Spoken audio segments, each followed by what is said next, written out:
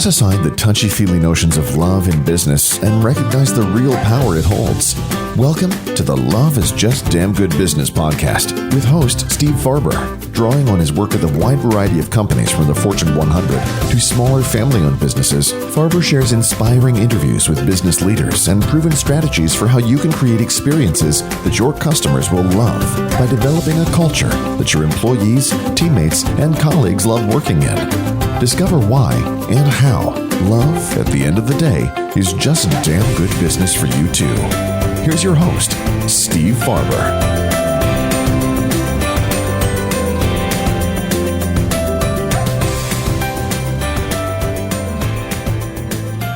Hi, and welcome to another episode of the Love is Just Damn Good Business podcast. I am your host, Steve Farber. To watch this podcast, to watch a video of it, to read the entire transcript of it, and to listen to it, and to subscribe, you can find that all at stevefarber.com/podcast. Personally, I like to watch, listen, and read every podcast that I consume. But that's just me. Today, my guest... That's a lot of multitasking. Oh boy, this is a portent of things to come, my friends.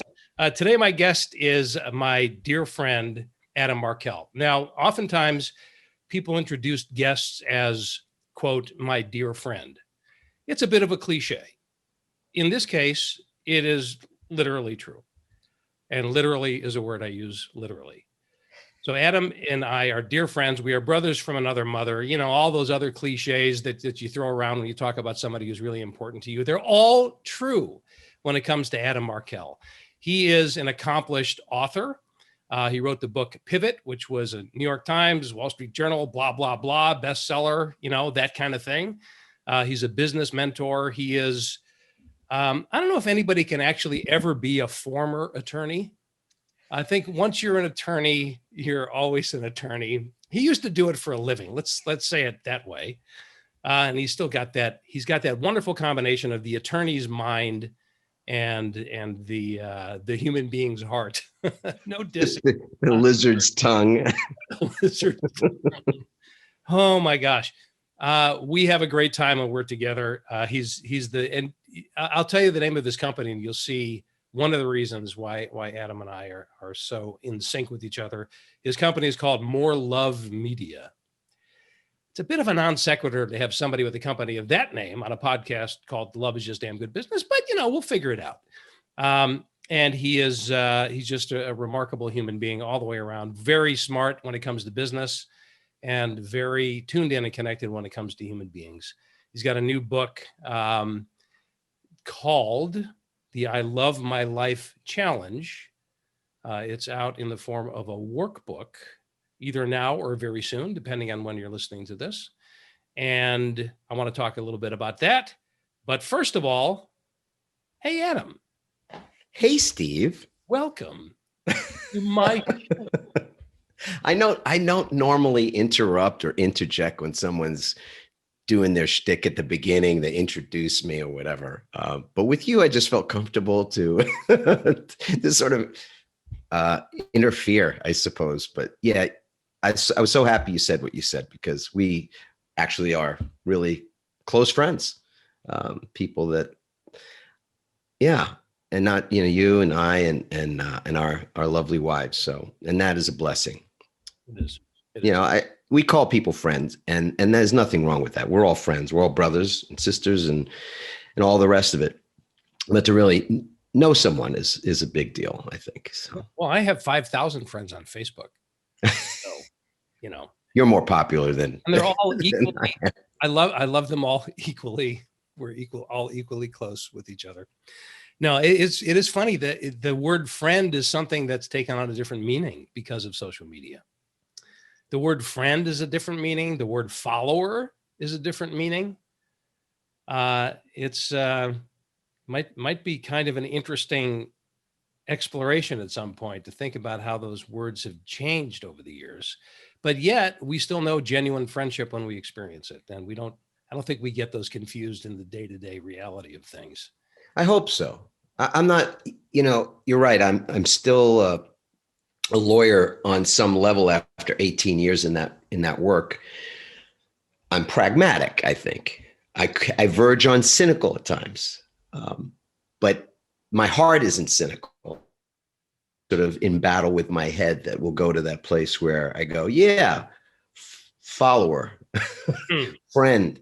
Well, what do these things actually mean in the context of our current um, existence, and what are the long-term impacts of diluting that definition on some level? So I want to explore that dynamic a little bit. You describe yourself as being a bit cynical and also being very heart-centered. That your heart is not cynical, but something has that tendency in it, in your psyche. That's really interesting because I think we tend to put people into an either or category. So either somebody is cynical, skeptical, very discerning intellectually, or they're heart-centered and they love everybody and everything under all circumstances, and never the twain shall meet. But that's not the case, is it? No, well, maybe it's the case in some instances, or we're convinced that it should be, and so then therefore we sort of play into some of that story. I think it's more of a both and or a yes and. So it's all of that, and then it's other things too. I find that my mind is often questioning. My heart is, when I counsel my heart, it's more on the answer side. I can get to an answer more quickly if I, like as an attorney, if I take counsel with that part of myself. Right. And the heart itself is, it's both an organ, and it's also something that through research scientifically has been proven to actually emit frequencies, energy. People can feel it from a distance. It thinks on some level. There's an element of it that's been defined in some of the spiritual practice that I've been involved in, and people that I've followed that talk about the heart as being your subconscious, that the things that are true for you in your heart, true for you in your subconscious, are kind of capital letter T, truth.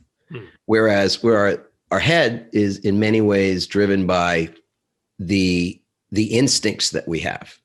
So, I know we go to that fight, flight, freeze thing a lot. You and I can stay away from as many stereotypes as we possibly can.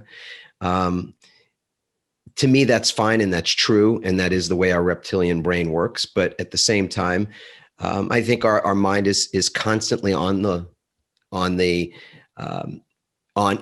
instinct. It's running on what the input is telling us in a moment, and all that sort of trying to discern what things mean is that cerebral activity, I think can steal a lot of the joy out of just what it means to be alive in the moment. We're right in the middle of a pandemic when you and I are having this conversation, and 3 months ago we would have said we're right in the middle of a pandemic. Right. That's a long middle. So it's a long middle. Exactly. Yeah. So it's interesting because it's almost like, if I could paraphrase a little bit of what you just said, the mind, the brain, can ask the right questions, and the heart comes up with the answers. Is one possible way of looking at it, at least for some people.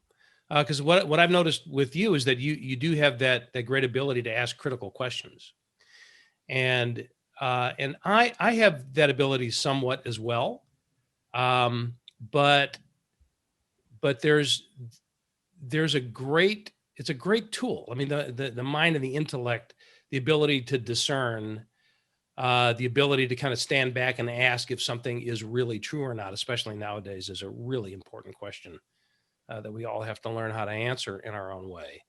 But then the heart sometimes, it's the old saying, the heart knows no reason.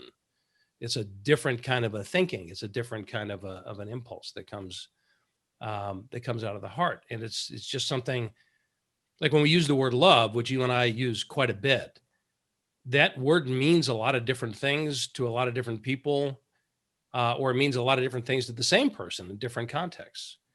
Like I often, like to say that I love pizza and I love my wife, but I love them very differently, and one I shouldn't love and one I should. But it's all love, right? I'm not making an intellectual decision. Listen, dude, I'm from New York, so you can't make the statement that you shouldn't love pizza in my presence. Yeah. Pizza's a thing to love. It's a purely just love them differently. Should or shouldn't is purely a metabolic consideration, as far as I'm concerned. Metabolically, I should not love it because, I eat one piece of pizza and let me put it this way. There's no such thing as my eating one piece of pizza. You know what I mean? I hear you, buddy. And then, it doesn't burn off into little cinders like it does in your body. Anyway, but that's a whole other topic. I was FaceTiming with my brother and nieces and nephews last night, and they live in New York. They live in Manhattan, and they were chowing down. I saw on their table they had 2 large sausage and meatball pizzas, and they said, "This is to toast you," because I don't know. I must have lived on those for a period of years. But back to what we were discussing, heart and head, the interplay. In thinking about the heart and the head, it's an interplay between those two things, and the heart representing the intellect or intelligence, the head representing intellect and intelligence, the heart representing love. Love and intelligence equals wisdom. So how would you gain wisdom without the both? They're a compound. So like water is hydrogen and oxygen. So you can't get water without those two things. So it's not about just showing up only with your heart. There's nothing wrong with that, and very lovely people that are so heart-centered, but maybe don't use their intellect as much as they might or could if they chose to. Same thing with a person, because we do a lot of work, as you and I do, with businesses and not only organizations. They're made up of different people. Everything, is you meet some people that are much more coming from their head space, maybe more from the left side of their brain, more analytical.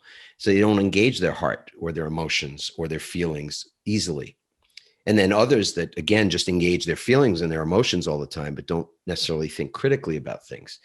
So I think that's one of these things in life, one of these wonderful harmonies that we seek, to blend those two things. Yeah. And having said that, you named your company More Love Media, not More Critical Thinking Media. That's true. So I'd like to tell us a little bit about your company and why you called it that. Well, first, we thought it was a great name. I mean, be lying if I didn't say, but why we thought it was a great name was because it spoke to what matters to us. And what matters to us as an organization is that we're contributing something of value.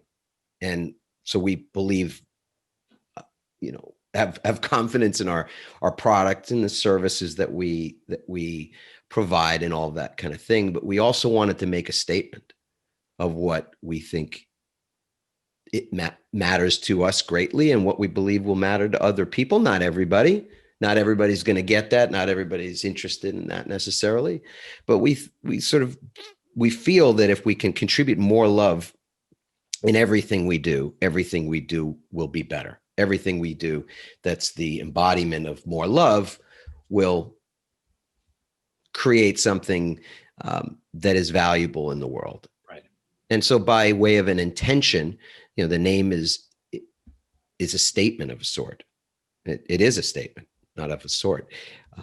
And it dovetails nicely with a lot of what we do in the world, because we train people to speak, to exercise their voice, to communicate more effectively and impactfully what's important to them, what matters to them. So for us to not do that or not embody that, or take the opportunity, take that the chance to to model that, well, then that would have been a missed opportunity, we thought. I may be harping on this a bit, but it seems to me that it's really an important distinction to make is this kind of critical thinking versus what we stereotypically think of as heart-centered. Because I think that our tradition as business people tends to favor critical thinking over the heart. And that's changing. I mean, my sense is that's changing, that people are beginning to see, or at least beginning to more consciously recognize that it is a balance of those two things. You don't sacrifice one for the other. But the critical thinking in the context of a speech, for example, comes into play for me. It's making sure that the content is good, that it's sound, that it makes sense logically, that you can validate it, you can prove it, you can give the evidence. So when I say, for example, love is just damn good business, I need to show case after case after case and cite the research. And I need to have that discernment with my intellect that proves it out. But in order for that message to connect with other people, it has to come from the heart.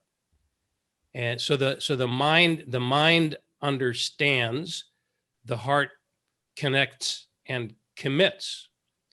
So as one of my mentors, Terry Pierce, used to say, I can understand what you're saying and not care. Or I could care about what you're saying and not understand what to do about it. Mm. So ideally, I want both, right? Yes. I need to, as a speaker, I need to convey both. And as a listener, I need to experience both of those things. I need to understand it. I need to care about it. And then we can bring those two things together. Then we can change the world. Then we can move mountains. So in the training that you do with people, I'm assuming that both of those things come into play. Well, I'm one that could probably complain about some of the time I spent as a lawyer and some of not what lawyering did to me, but how I engaged with that profession. And I'm always harder on myself than I know I ought to be, because I helped a lot of people. And I loved one aspect of the law, which was the counseling aspect, which is so interesting because that's what I do to this day. And it's where I started. I was a middle school English teacher for a period of a couple of years before I went back to law school, and then did that profession mostly out of fear that I wouldn't otherwise be able to ever own a home. And I grew up in an apartment. So the idea of not ever owning a home or having a pool or being able to have a big family that my wife Randy and I wanted to have, and lo and behold, we have four kids, 4 healthy kids, and you guys have 6 between you and Veronica. So, those little critters, they cost a couple of bucks.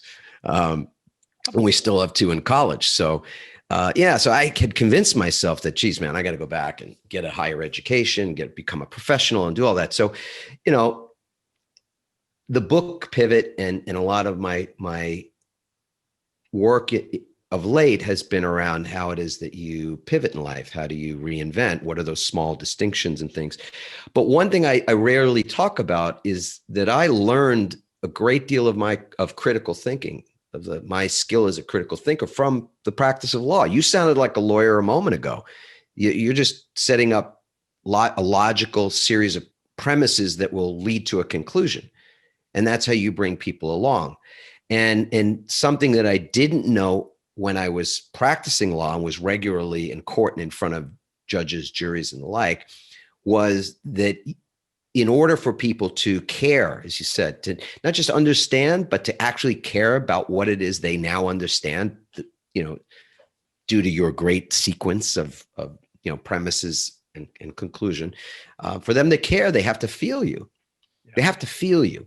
And that is indispensable.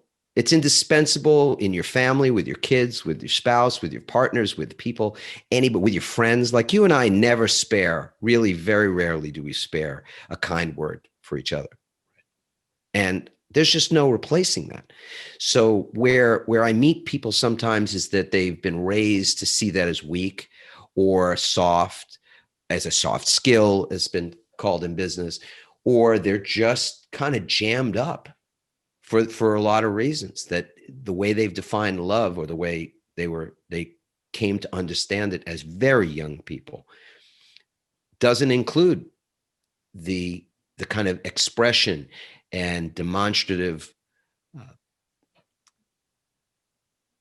the demonstrative expression of love in the presence of other people, including people they've never met before. Right. And what I've just found is that the capacity to not only love others, but for others to feel your love, people you've never spent 5 minutes with, like in the work that we do often, that we speak to folks we don't meet. And then later on, we and you and your business too get to meet and dive deeper with people. But the capacity for people to feel our love is real. It's so real that when I forget, I need reminders. And fortunately, I get them. God has graced me in that way. Like just yesterday, I'm on a client call with somebody we work with who's in Japan, who's a business, hardcore business person, and wanted to express himself, but didn't know quite how to do that without putting his career in jeopardy and that kind of thing. And so I gave him some reading and some things that we're working on. And one of these books that I found a while ago that I absolutely love is this book. I happen to have it on my desk only because, and this is Michael Singer's book, The Untethered Soul, The Journey Beyond Yourself. And I read this book so many years ago, and you can see this is the way I read books, typically in the hot tub.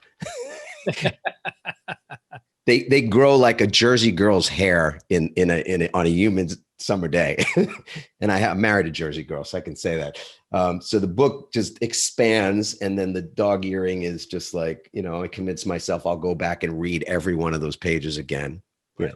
I've read this book 2 or 3 times, but it's interesting because he was reading it, we were talking about it, and I was in another room in the house, and as we're speaking, and I kid you not, a cabinet door opens. Like we have a glass bookcase, and the door opens by its, however it opens. And he says to me, do you know that behind you, the door just opened? And we were just having this conversation. He goes, so because we were talking about 2 books, The Presence Process, which is Michael Brown's book, brilliant book, and The Untethered Soul, Michael Singer. He says, so where's your copy of The Presence Process? I said, it's upstairs. But I went and looked in the cabinet, and I go, guess what's here? And it was this. So that's, one of those, whatever you want to make of that, believe about that. But inside the book, this is the point. Inside the book, there's this Hallmark card. I'm not going to turn it around because it has the person's name on it, but there's a Hallmark card.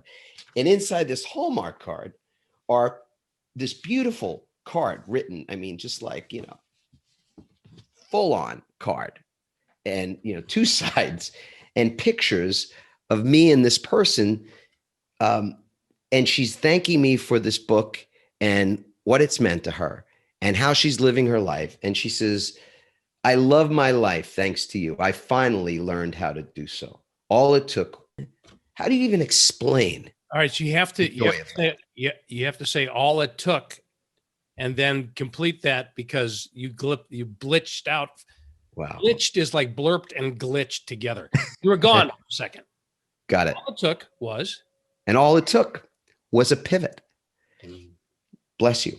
And how do you put words to something like that? I've never met, I actually did meet this person at a book signing. And so there's a picture, but didn't know her. And she was so kind and so loving and considerate to write a card and do all that. Right. And it just reaffirms the part of me that knows the truth about all of us. My mind will tell me otherwise. When I see someone walking in the airport carelessly without a mask, not caring who else is around them. And I know that's been made into a political thing. And, I'm not going to get into politics. I know you and I won't do that. And I've just made a bit of a statement, I suppose, but so be it. But my mind will take me to that place of judgment about someone like whatever that I would judge. And yet this is a reminder to me of what we all really are. Yeah. This is just every human being. We all have this. This is who we are. Yeah. So that's, I think you and I and people that do the kind of work that we do are very fortunate because because we write books, et cetera, it more often puts us on the receiving end of notes like that. Because our ideas, if they're useful, then they're going to affect people in really positive ways. And some of those people will actually reach out to say so. And a practice that I've made over the years is when I have somebody, for example, email me after they've read one of the books, and I've, gotten, let's just say, more than one of these over the years of really thoughtful emails as to what the impact of the message was and how it affected their lives and what changed for them and what it made them think about and how it inspired them. What I will do is I'll pick up the phone and I'll call that person.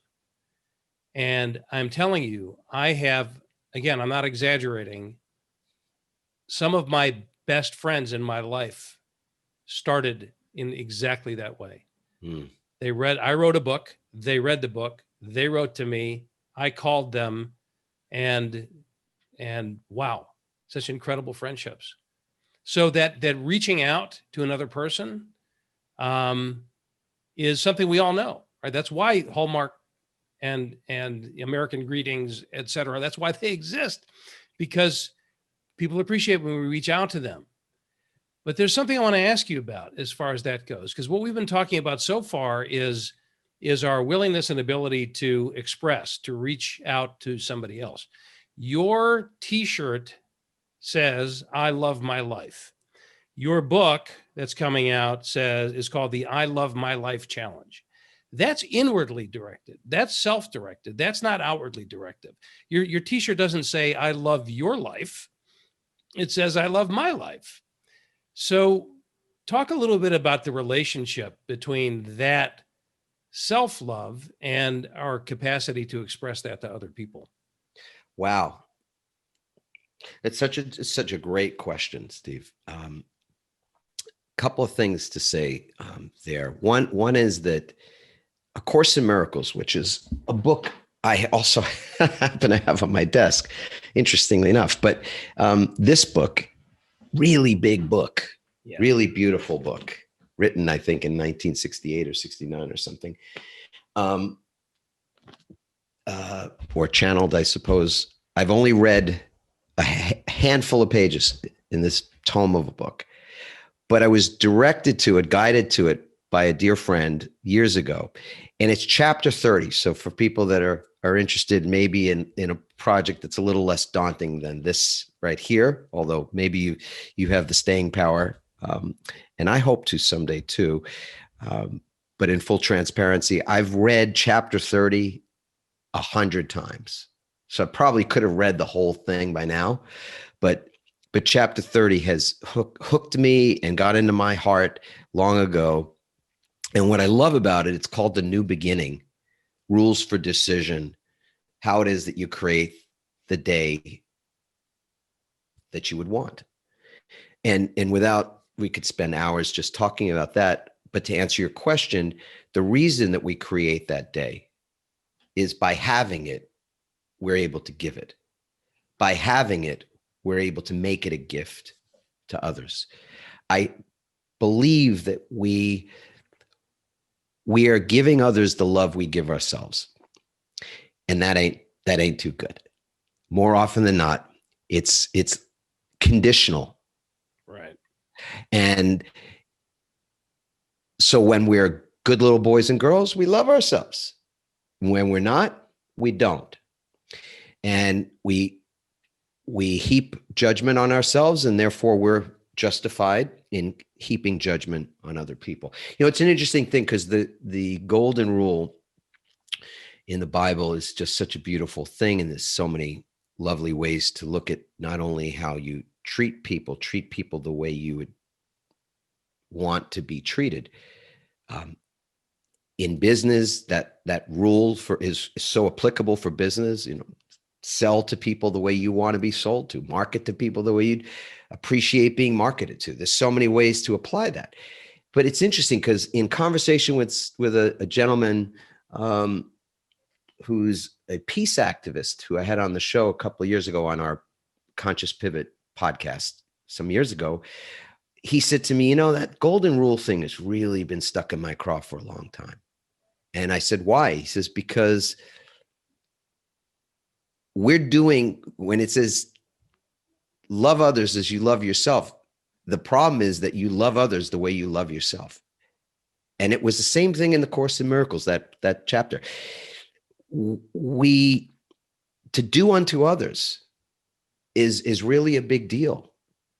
But first you have to do unto yourself. Yeah. How do you know how to treat anyone else? You can't give somebody anything you don't possess. How can you give anybody unconditional love if you don't possess unconditional love? Yeah. So yeah, it begins with you, Steve. It begins with the I. Just as an aside, the Course of Miracles, the idea behind it, the ideal way to read it is page by page, like one section a day until you work your way through the whole thing. I have started that in A Course of Miracles, I think at last count, 628 times. So you've inspired me to maybe take another go at it, or maybe to give myself permission to skip around in there a little bit, is trying to be, so compliant with the way you're quote unquote supposed to do it. Well, go to chapter 30 to start with. I mean, that's my recommendation, only because it was recommended to me. And that was just, a great call. You have a very popular TEDx talk on this very subject. So, and it, of course, it ties into this whole "I Love My Life" challenge and theme. We'll put the link to the TED talk in the show notes, of course. But what's the high level message on that? Well, the through line, because we train people to deliver TED Talks, or, people who have a bucket list to get on a TED stage, or even to do keynote or speaking like you do so well, by the way.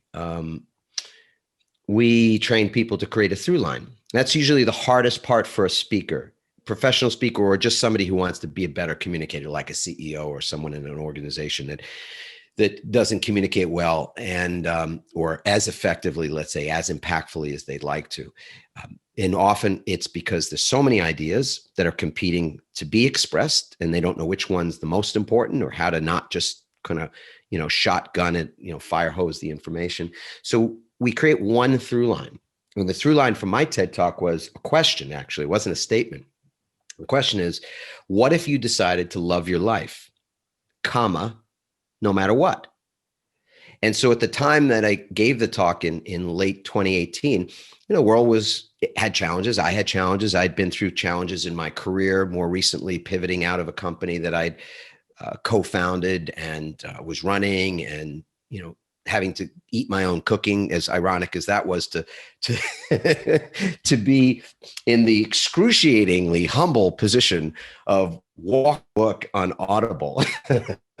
This practice, this I Love My Life practice for, 8 or 9 years at that point, and realizing now I had to put it to the test.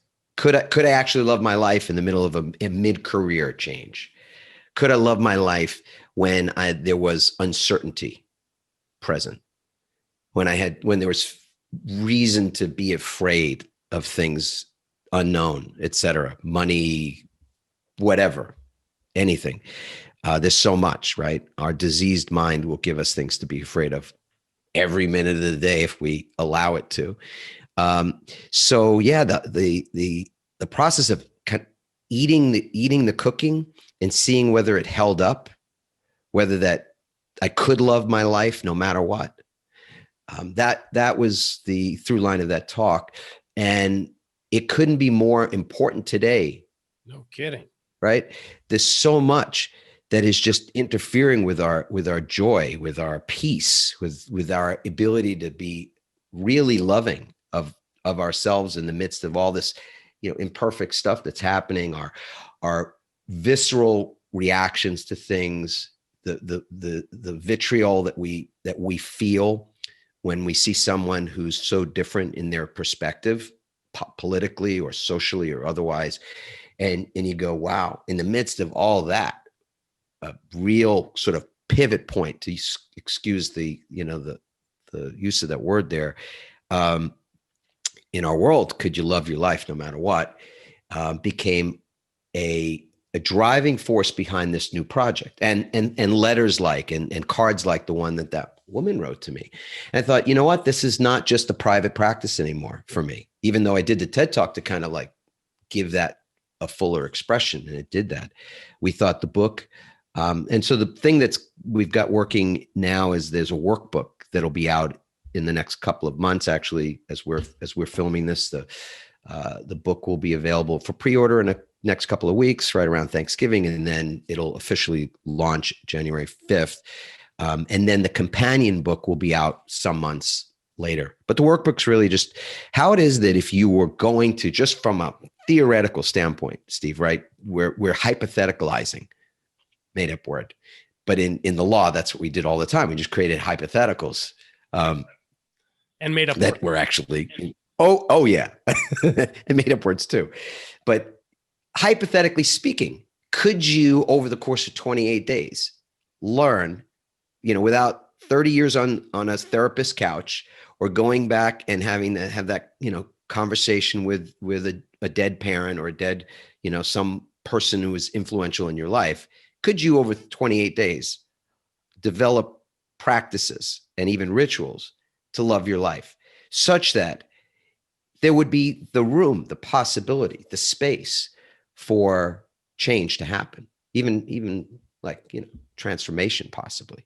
So the premise and the promise of the I Love My Life challenge is that if I do a simple practice or set of practices over the course of 30 days, I'll actually have more of an experience of loving my life. Is that what you're saying? That it's as simple as just developing a practice along those lines? Well, simple, not easy, because we know how, when it comes to developing new practices, at the end of the year, pretty much everybody will set resolutions for themselves that'll be broken 3 weeks later. So we get that it's not easy. So the idea, but use the great word there, which is experience. So part of what drives me is each day to curate and create, like from A Course in Miracles, how do you create the experience you want to have for that day? What's the experience of being? We know what the experience of doing is. Everybody's got a big do list. I got as big a do list as anybody, I suppose. But that's not being, and that is only one aspect of our living. So to me, feeling and had the resonance is all we have. At the end of our days, and I don't believe this is it. I absolutely do believe in eternity, and all of that.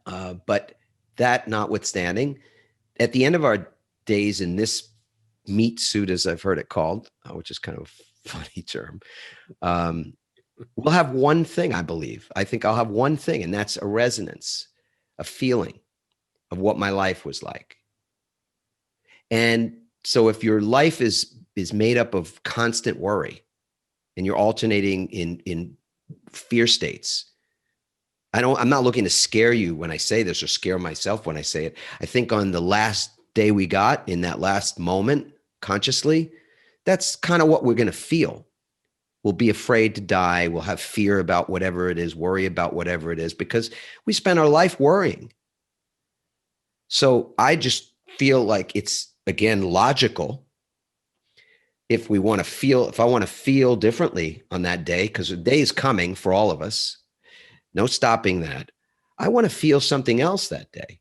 I want to feel something else in that moment. And that's not something I can create for the first time in that moment. Good luck with that. It's a build, a slow, steady build, in my opinion. Right. And then, by the way, I think the benefit is that you don't have to wait for that day to feel that way. You just feel that way the whole way through. So a big part of this is making a conscious choice to feel that way. Absolutely. And a lot of times we don't, we'll sing this song about how, we need to be, particularly in the American culture, self-made, and it's about making the right choices and making the right decisions and achieving the right goals. And we can choose our lives. I mean, this is like part of the American entrepreneurial spirit, or any entrepreneurial spirit for that matter. But yet when it comes down to this premise of, well, I could also choose to love my life, I could just make that choice. Then it's like, well, I don't know that I have that choice. There's lots of things I could choose. I don't know if I could choose that. And there's nothing more directly that we have more direct influence over than that one choice, right? I mean, there's no external factor that can get in our way. It just scares the hell out of us, or a lot of us anyway, because we just don't believe that it's true or possible, I think, on some level. So how can we, there's one technique that you teach that doesn't take any kind of preparation, doesn't take any kind of skill or ability. And it has to do with how you start out your day. So what is that? My grandmother used to say, you leave the house on the right foot. And, it's a great old cliche, but I love that it was this really special person in my life, my grandmother, who passed in the same year that our youngest daughter was born, in 2000. And I miss her. And so I consciously bring that to, when I say that, I want to think about her. So I'm doing that right now. And for me, it's so important that we step out on the right foot. I think about that before I go on stage, virtual stage now, right? Because we're not physically stepping out onto a platform stage or what have you. But I don't step anywhere. I just sit in this chair. Yeah, right. I haven't moved from this chair in 9 months. My chair and my ass are just this yin and yang, man. I mean, they're just completely. So yes, but metaphorically, we step out. Yes, ass glued to chair is something we can all relate to these days. And metaphorically, when you step out on the stage. Yeah, it is to me the most important thing that we do. In anything that we do, that we step out on the right foot. And what that means in our lives is really right thinking. Right thinking is righteousness. It's right thinking is the hardest thing, I think, for all of us, because we alternate between right thinking and wrong thinking. And then if we have a self-awareness, then we feel guilty or shitty about the wrong thinking. And so we got that going on. I mean, it's a maze. And if anybody got a look inside most of our heads, they'd probably lock us up. But the good news is we're all that way, whether we want to admit it or not. So, we coexist that way, and not so well at times, as you can see. But to me, the way we wake up, the way I wake up in the morning, is that right foot. It's that stepping out, as my grandmother would say, with the right foot. The first conscious thoughts of the day and the first words that come out of my mouth. Because again, if we were to have to be forced to listen to a recording of everything we said for a day, most of us would just cringe. We just couldn't believe that. Who's the bleep, bleep, bleep who said that today? So the start of the day I have really so much control over.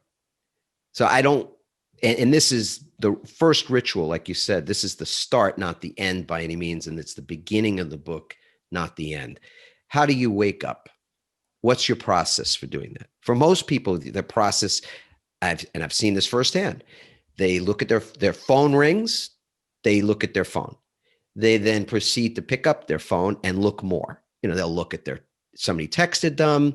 They'll turn off their alarm. They'll look at Facebook that there's like email, whatnot, or they run to make coffee. They run to get the kids. They run to do something, like run to the bathroom, whatever. But they get started really quickly and without a lot of consciousness in that moment. So I go, well, so that's the way you're beginning your day. No wonder your day goes sideways so fast, or whenever it does. How do you reset or recover when you're starting off on the wrong foot? So to me, you can do something that takes only a few seconds every day. And there's an expanded version of what you do, sort of the next domino and the next domino in the book. But you can sit in bed and appreciate for a moment the fact that you just woke up. You think about that, Steve. I'm a lawyer. I don't practice, like you say. I'm not doing that for a living anymore, but I'm still a lawyer. So did anybody give you a contract, Steve Farber, when you went to bed last night that said you were going to wake up today? No. Right. And I didn't get one either. And I'm yet to meet anybody that ever answers that question. Yes. So you woke up nonetheless, even though it wasn't guaranteed. And there are people who went to bed the same time you did last night, put their head on a pillow, just like you did, who didn't wake up this morning. That's also a fact. So in that moment that you wake up, why couldn't it be a sacred moment? Something holy, without religion, but just something so important that you recognize it's a gift that not everybody got that day.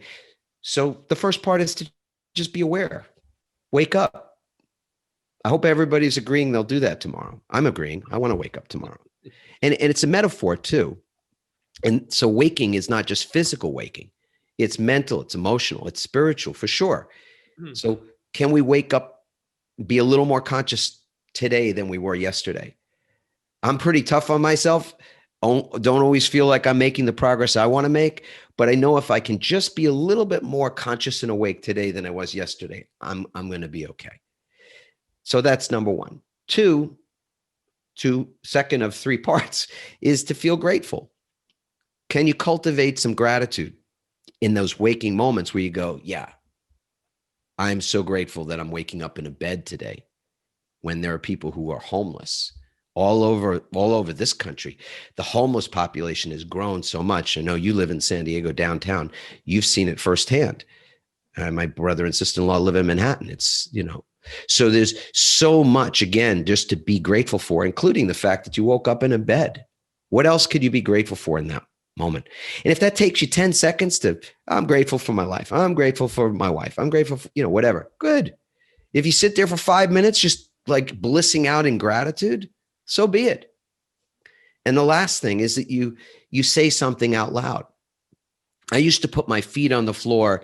Not used to. Now I levitate, right? When I was a lawyer, I put my feet on the floor when we were living back in Jersey, and I would feel this strange sense of anxiety. The first thing my feet would touch the floor, I realized how much there was I had to do that day, how many expectations there were, the fights I had to get in or the fights I was going to get in and I had to win and all the rest of it.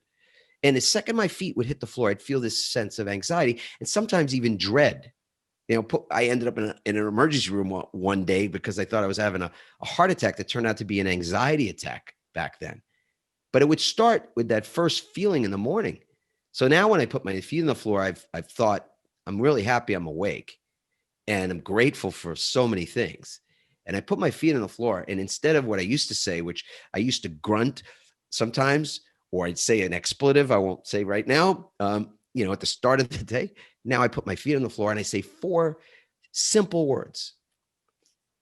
They're not trite to me. They're meaningful. I love my life, just like it's written on my shirt.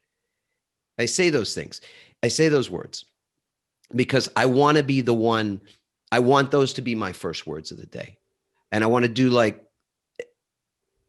I want to imagine that we are as powerful as you said earlier, Steve, that we can create our own existence.